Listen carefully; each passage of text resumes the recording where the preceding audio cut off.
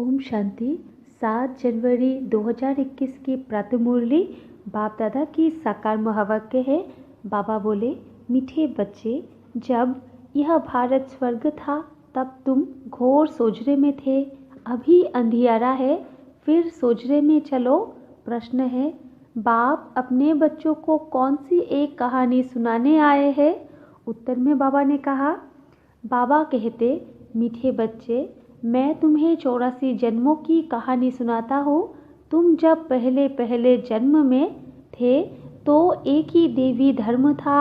फिर तुमने ही 2 योग के बाद बड़े बड़े मंदिर बनाए हैं, भक्ति शुरू की है।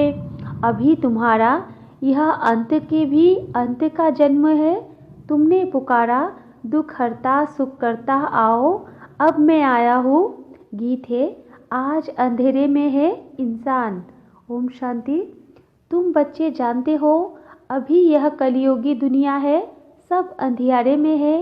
पहले सोजरे में थे, जबकि भारत स्वर्ग था। यही भारतवासी जो अभी अपने को हिंदू कहलाते हैं, यह असुल देवी देवताएं थे। भारत में स्वर्गवासी थे जब और कोई धर्म नहीं था, एक ही धर्म था। स्वर्ग, बैकुंठ, बहिष्ठ, हेवन, यह सब इस भारत के नाम थे। भारत पवित्र और प्राचीन धनवान था।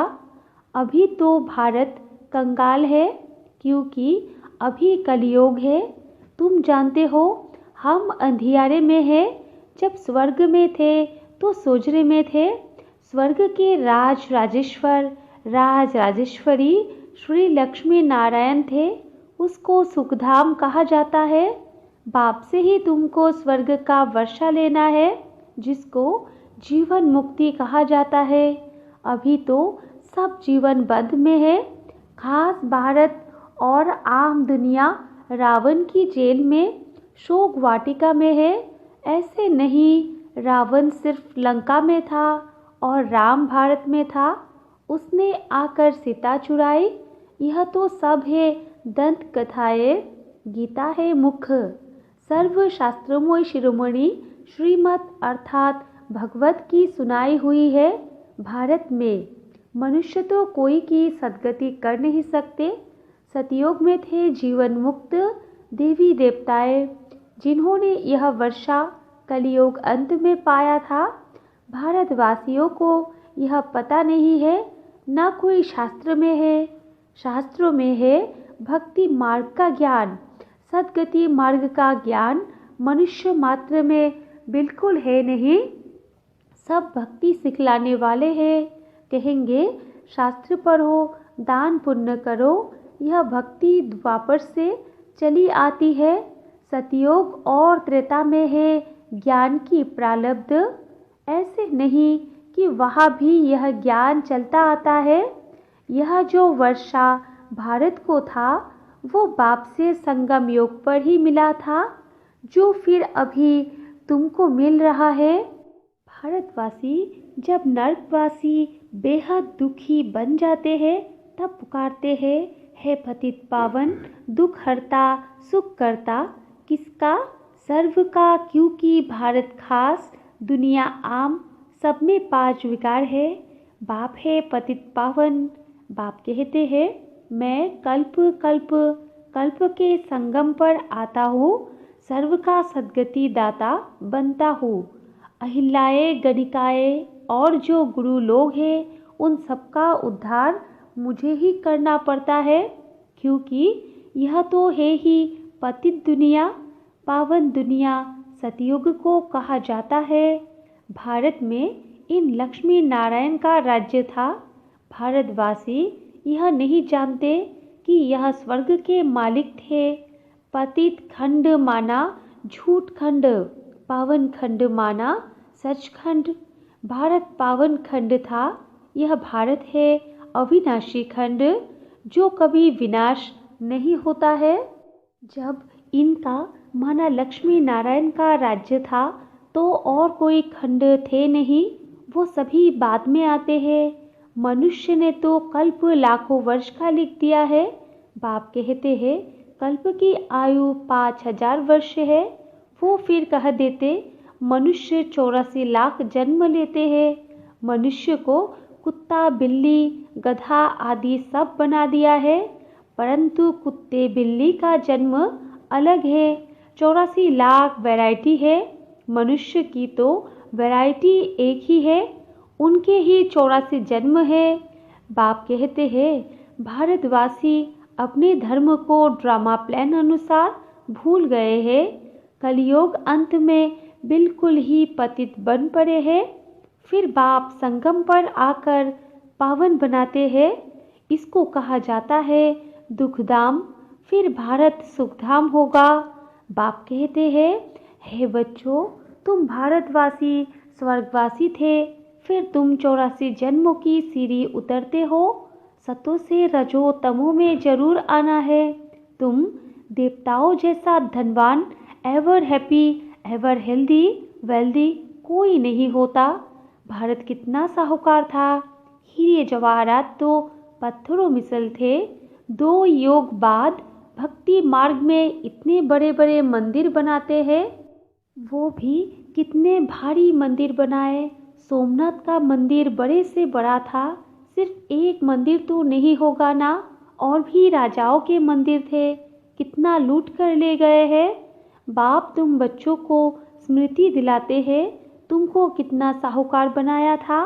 तुम सर्वगुण संपन्न, 16 कला संपूर्ण थे, यथा महाराजा महारानी।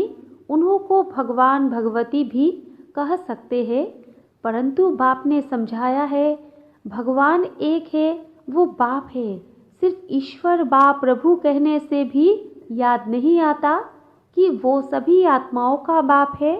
बाप कहानी बैठ सुनाते हैं, अभी तुम्हारे बहुत जन्मों के अंत का जन्म है।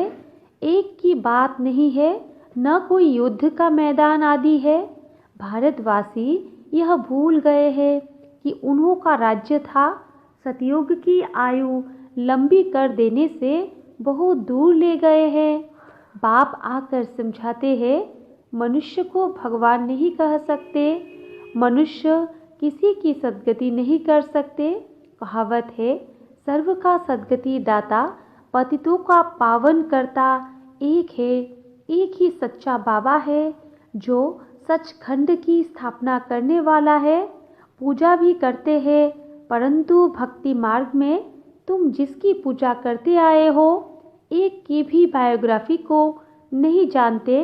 इसलिए बाप समझाते हैं, तुम शिव जयंती तो मनाते हो ना, बाप है नहीं दुनिया का रचयिता, हेवनली गॉड फादर, बेहद सुख देने वाला। सतयुग में बहुत सुख था, वो कैसे और किसने स्थापन किया, यह बाप ही बैठ समझाते हैं। नरकवासी को आकर स्वर्गवासी बनाना या भ्रष्टाचारियों को श्रेष्ठाचारी देवता बनाना, यह तो बाप का ही काम है। बाप कहते हैं, मैं तुम बच्चों को पावन बनाता हूँ, तुम स्वर्ग के मालिक बनते हो। तुमको पतित कौन बनाते हैं, यह रावण। मनुष्य कह देते, दुख भी ईश्वर ही देते हैं। बाप कहते हैं, मैं तो सभी को इतना सुख देता हूँ जो फिर आधा कल्प तुम बाप का सिमरन नहीं करेंगे। फिर जब रावण राज्य होता है तो सबकी पूजा करने लग पड़ते हैं। यह है तुम्हारा बहुत जन्मों के अंत का जन्म। कहते हैं, बाबा कितने जन्म हमने लिए। बाबा कहते हैं, मीठे मीठे भारतवासियों, है आत्माओं, अब तुमको बेहद का वर्षा देता हूँ। बच्चे, तुमने 84 जन्म लिए हैं, अभी तुम 21 जन्मों के लिए बाप से वर्षा लेने आए हो। सभी तो इकट्ठे नहीं आएंगे। तुम ही सतयुग का सूर्यवंशी पद फिर से लेते हो, अर्थात सच्चे सत्य बाबा से सत्य नर से नारायण बनने का ज्ञान सुनते हो। यह है ज्ञान, वो है भक्ति। शास्त्र आदि सब है भक्ति मार्ग के लिए, वो ज्ञान मार्ग के नहीं है। यह है स्पिरिचुअल रूहानी नॉलेज। सुप्रीम रूह बैठ नॉलेज देते हैं। बच्चों को देही अभिमानी बनना पड़े। अपने को आत्मा निश्चय कर मामेकम याद करो, बाप समझाते हैं, आत्मा में ही अच्छे व बुरे संस्कार होते हैं। जिस अनुसार ही मनुष्य को अच्छा व बुरा जन्म मिलता है।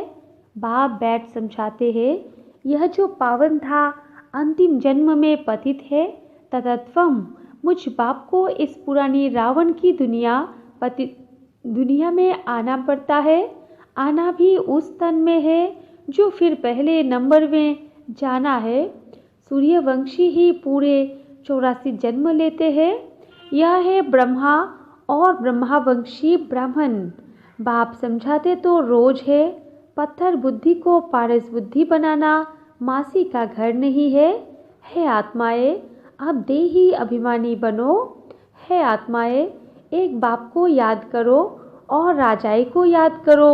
देह के संबंध को छोड़ो, मरना तो सभी को है। सबकी वानप्रस्थ अवस्था है। एक सद्गुरु विगर सर्व का सद्गति दाता कोई हो नहीं सकता। बाप कहते हैं, हे भारतवासी बच्चों, तुम पहले पहले मेरे से बिछुड़े हो। गाया जाता है, आत्माएं परमात्मा अलग रहे बहुकाल। पहले पहले तुम भारतवासी देवी देवता धर्म वाले आए हो और धर्म वालों के जन्म थोड़े होते हैं। सारा चक्र कैसे फिरता है सो बाप बैठ समझाते हैं। जो धारण नहीं करा सकते हैं उनके लिए भी बहुत सहज है। आत्माएं धारण करती है, पुण्य आत्मा पाप आत्मा बनती है ना। तुम्हारा यह 84वां अंतिम जन्म है। तुम सब वानप्रस्थ अवस्था में हो। वानप्रस्थ अवस्था वाले गुरु करते हैं मंत्र लेने के लिए। तुमको तो अभी देहधारी गुरु करने की दरकार नहीं है। तुम सबका मैं बाप टीचर गुरु हूँ। मुझे कहते भी हो, है पतित पावन शिव बाबा। अभी स्मृति आई है, सब आत्माओं का बाप है। आत्मा सत्य है, चैतन्य है, क्योंकि अमर है। सभी आत्माओं में पाठ भरा हुआ है। बाप भी सत्य चैतन्य है। वो मनुष्य सृष्टि का बीज रूप होने कारण कहते हैं, मैं सारे झाड़ के आदि मध्य अंत को जानता हूँ, इसलिए मुझे नॉलेजफुल कहा जाता है। तुमको भी सारी नॉलेज है। बीज से झाड़ कैसे निकलता है? झाड़ बढ़ने में टाइम लगता है ना। बाप कहते हैं, मैं बीज रूप हूँ। अंत में सारा झाड़ जड़ जड़ीभूत अवस्था को पा लेता है। अभी देखो, देवी देवता धर्म का फाउंडेशन है नहीं, प्राय गुम है। जब देवता धर्म गुम हो जाता है तब बाप को आना पड़ता है। एक धर्म की स्थापना कर बाकी सबका विनाश करा देते हैं। प्रजापिता ब्रह्मा द्वारा बाप स्थापना करा रहे हैं आदि सनातन देवी देवता धर्म की। यह भी सारा ड्रामा बना हुआ है, इनकी एंड होती नहीं। बाप आते हैं अंत में, जबकि सृष्टि के आदि मध्य अंत का नॉलेज सुनाता है तो ज़रूर संगम पर आएंगे। तुम्हारा एक बाप है। आत्माएं सभी ब्रदर्स है। मूल वतन में रहने वाली उस एक बाप को सब याद करते हैं। दुख में सिमरन सब करे, रावण राज्य में दुख है ना। यहाँ सिमरन करते हैं तो बाप सबका सद्गति दाता एक है, उनकी ही महिमा है। बाप नहीं आए तो भारत को स्वर्ग कौन बनावे। इस्लामी आदि जो भी है सब इस समय तमोप्रधान है। सबको पुनर्जन्म तो ज़रूर लेना है। अभी पुनर्जन्म मिलता है नर्क में, ऐसे नहीं कि स्वर्ग में चले जाते हैं। जैसे हिंदू लोग कहते हैं स्वर्गवासी हुआ तो ज़रूर नर्क में था ना, अभी स्वर्ग में गया। तुम्हारे मुख में गुलाब। स्वर्गवासी हुआ फिर नर्क के आसुरी वैभव तुम उनको क्यों खिलाते हो? बंगाल में मछलियाँ आदि भी खिलाते हैं। अरे उनको इन सब खाने की दरकार ही क्यों है? कहते हैं फलाना पार निर्वाण गया। बाप कहते हैं यह सब है गोपुरे, वापिस कोई भी जा नहीं सकते। जबकि पहले नंबर वालों को ही 84 जन्म लेने पड़ते हैं। बाप समझाते हैं इसमें कोई तकलीफ नहीं है। भक्ति मार्ग में कितनी तकलीफ है। राम राम जपते रोमांच खड़े हो जाते, वो सब है भक्ति मार्ग। यह सूर्य चांद भी तुम जानते हो कि रोशनी करने वाले हैं। यह कोई देवताएं थोड़े ही है। वास्तव में ज्ञान सूर्य, ज्ञान चंद्रमा और ज्ञान सितारे हैं। उन्हों की महिमा है। वो फिर कह देते सूर्य देवताए नमः। उनको देवता समझ पानी देते हैं। तो बाप समझाते हैं यह सब है भक्ति मार्ग। जो फिर भी होगा, पहले होती है अव्यभिचारी भक्ति, एक शिव बाबा की, फिर देवताओं की, फिर उतरते उतरते अभी तो देखो टिवाटे पर जहाँ 3 रास्ते मिलते हैं, वह भी मिट्टी का दीवा जगाए तेल आदि डाल उनकी भी पूजा करते हैं। तत्व की भी पूजा करते हैं। मनुष्य के भी चित्र बनाए पूजते हैं। अब इनसे प्राप्ति तो कुछ भी नहीं होती। इन बातों को तुम बच्चे ही समझते हो। अच्छा, मीठे मीठे सिकिलते बच्चों प्रति माता पिता बाप दादा का याद प्यार और गुड मॉर्निंग। रूहानी बाप की रूहानी बच्चों को नमस्ते, और हम रूहानी बच्चों की रूहानी माता पिता बाप दादा को भी याद प्यार गुड मॉर्निंग और नमस्ते नमस्ते नमस्ते।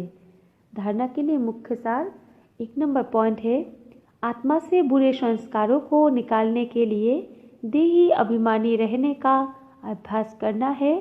यह अंतिम 84वां जन्म है, वानप्रस्थ अवस्था है, इसलिए पुण्य आत्मा बनने की मेहनत करनी है। 2 नंबर पॉइंट है, देह के सब संबंधों को छोड़ एक बाप को और राजाई को याद करना है। बीज और झाड़ का ज्ञान सिमरन कर सदा हर्षित रहना है।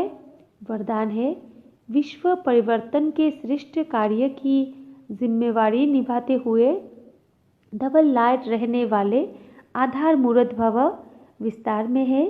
जो आधार मूर्त होते हैं उनके ऊपर ही सारी जिम्मेवारी रहती है। अभी आप जिस रूप से जहाँ भी कदम उठाएंगे, वैसे अनेक आत्माएं आपको फॉलो करेंगी।